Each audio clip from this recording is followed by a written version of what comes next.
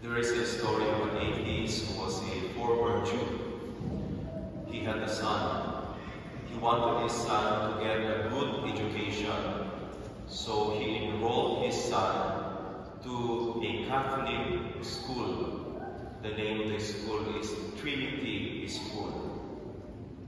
After attending the school for 1 week,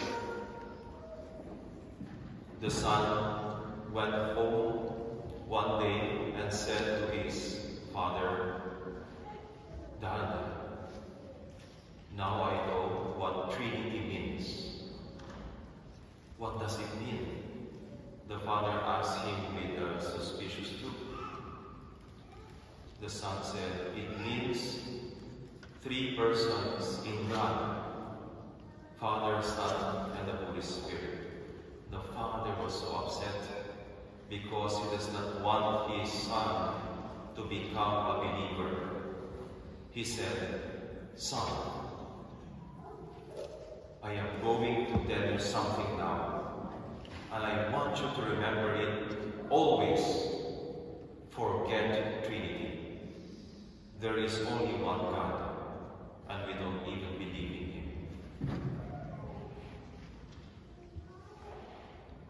I cannot blame the father for being an atheist, because we, as believers ourselves, don't really understand the whole mystery of God. So, when it comes to speaking about God as 3 persons in one God, we are entering into the limitation of our human language and the capacity of our intellect and mind to say something about God. Father Anthony de Bell said, "Trying to explain the Trinity is like explaining the color green to a person who is born blind." The question is, why do we profess always in the Mass, in our Apostles' Creed, that we believe in the one God in 3 persons, Father, Son, and Holy Spirit? Are we not stupid? Is it not better to say it is impossible to know God, therefore He doesn't exist? As the atheist would always say.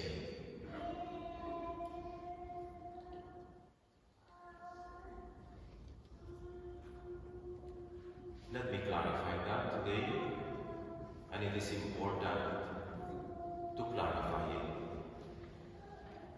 Because at one point you will encounter people who will ask, "Oh, so you are Catholic? You believe in the Trinity?"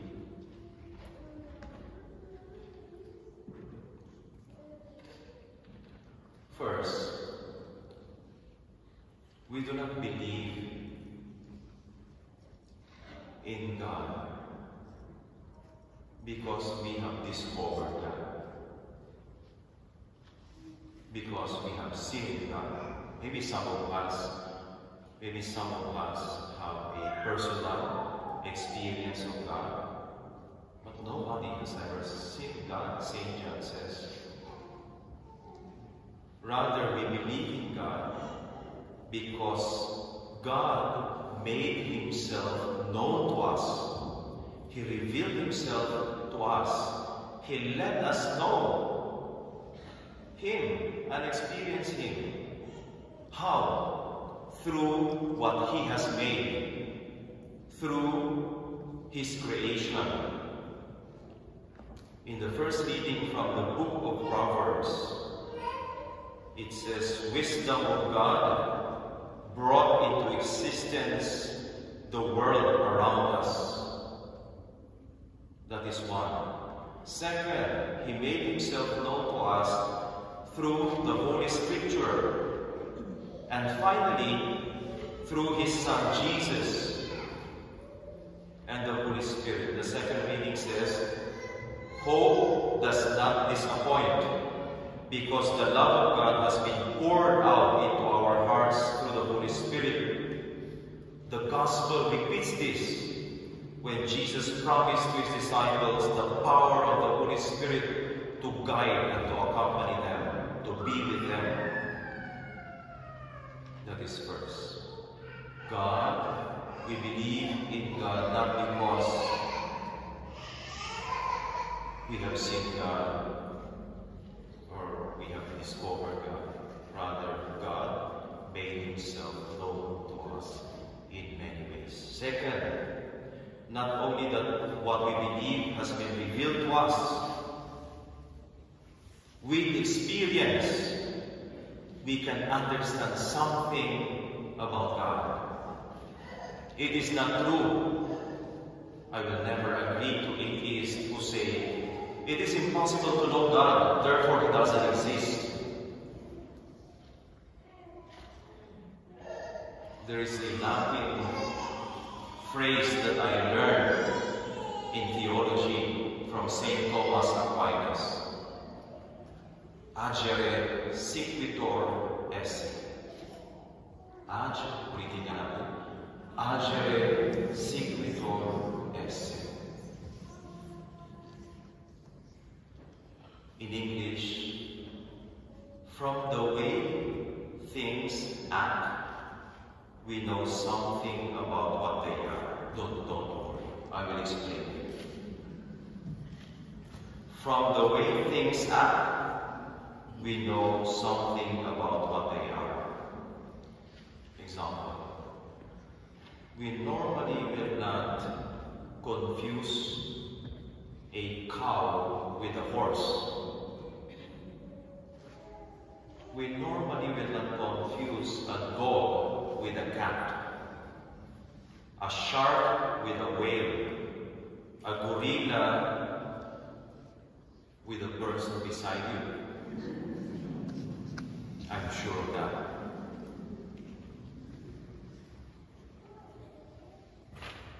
And it is not simply because their appearances are different. Rather, because of their special qualities that make them a cow, a horse, a dog, a cat, a gorilla, or a human being. Let's apply that to our encounter with people. In our daily encounter with other people, the only way we can know them is by what they reveal themselves to us, what they show us, and what they tell us about themselves to us. The only way we can know a person is by their behavior and interaction with us. When you say, Father Francis is kind, it is because you observe me behave in a way that is kind. When you say, that person is rude, it is because she acted in the way that is rude. Jesus Himself said, you will know them by their fruits. They will know you by your fruits. That is agere sequitur esse. Now, we may think, although we may think we can know a lot about other people from their behavior or from our interactions with them, the fact is we cannot know everything about a person. We can know something about them, but we can never fully know them as a person. The innermost part of them is really impossible to to know and to penetrate totally unless they reveal their innermost part to you. Sa lahat ng mga may asawa dito, totoo ito. Di ba?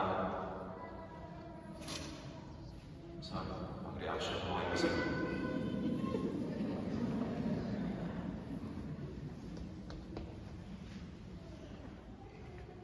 Sometimes I say to people, I know myself. I know myself. Sa Tagalog, kilala ko ang sarili ko. Alam ko sa sarili ko. Di ba sinasabi ninyo yan? Alam ko sa sarili ko. Kilala ko ang sarili ko. But that is not true. That is a mistake. We know something about ourselves. We are aware of the many things about ourselves, but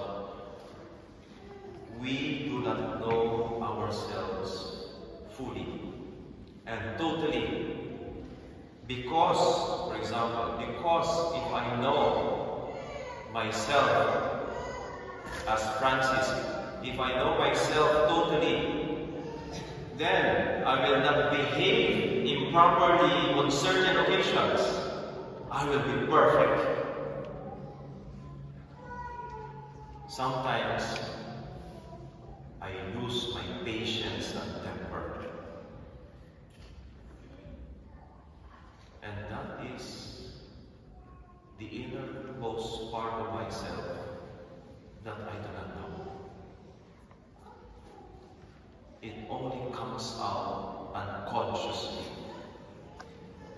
Sigmund Freud was the one who named this the unconscious. Certain behaviors are coming from our innermost self and they become unconscious. If this is true, then we should not be bothered to face the mystery of God. We should not be disturbed when atheists tell us it is impossible to know God, therefore He doesn't exist. No.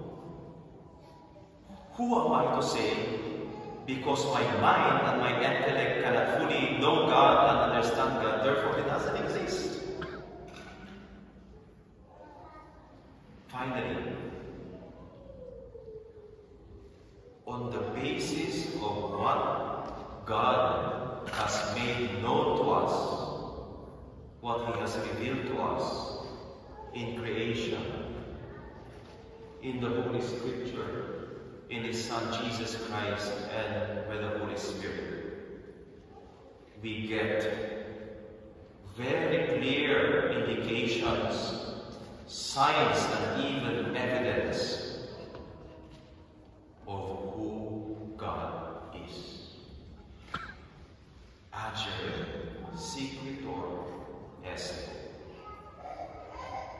I will not say as a priest, I know God. But what I know is enough to put my trust in His love.